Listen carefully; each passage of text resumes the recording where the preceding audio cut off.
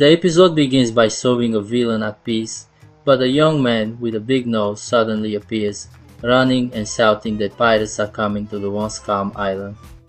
The scene cuts to Nami, who says they'll never be able to reach the Grand Line. Luffy and Zoro look at her, confused, but Luffy says she's right because the ship is running out of meat.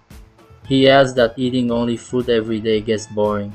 Zoro comments that a little drink would be nice. Says he wasn't talking about food or drinks.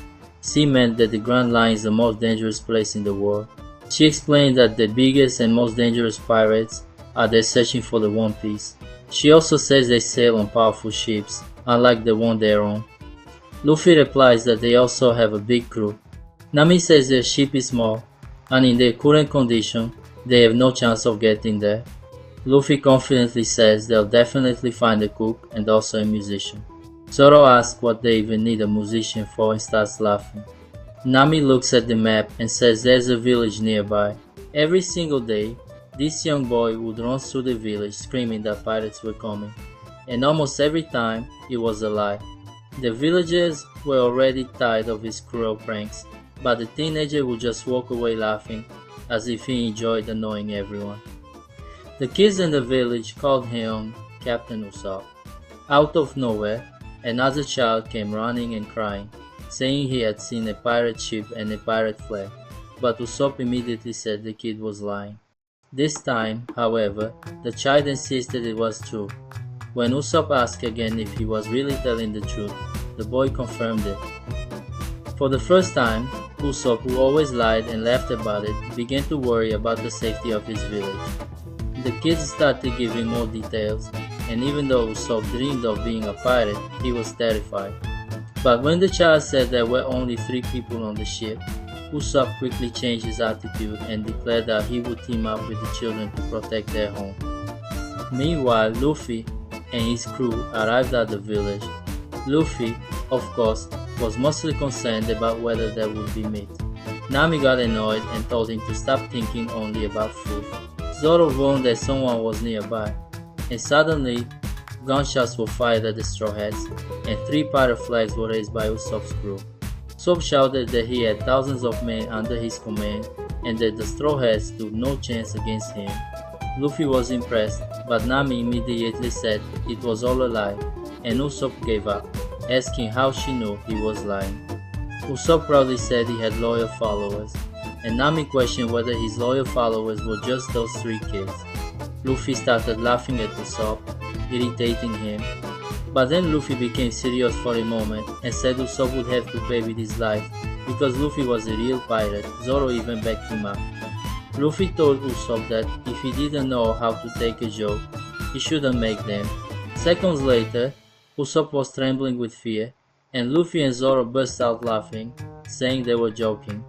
Luffy then explained that he heard those words from a pirate named Shanks, and Usopp asked if he actually knew Shanks. Luffy said yes, and also mentioned the name of Usopp's father, saying his father's name was Yasop. Usopp, shocked, asked how Luffy knew that. Luffy said he had seen Yasop once when he was a kid, and that Yasop was an incredible sharpshooter who sailed with Shanks' crew. He wasn't sure if Yasop was officially part of the Red Hat Pirates, but he definitely knew he was a great marksman. Somewhere else, a young blonde girl was talking to a waiter. He asked why she wanted to see Usopp, saying she was sick, and hearing Usopp's lies could be bad for her health. Since her parents had died, the waiter was responsible for taking care of her. She replied that the waiter was just being mean. Usopp then found a secret passage and went to visit the girl. He introduced himself proudly as a brave warrior of the sea, because she was sad she couldn't receive visitors. She was ill and spent most of her time in her room.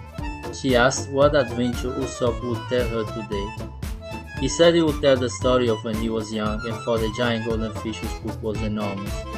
The girl laughed while Usopp exaggerated his stories.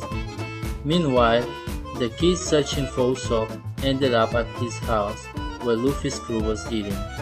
They asked where Usopp was, and Luffy and Zoro jokingly told them Usopp had been eaten alive.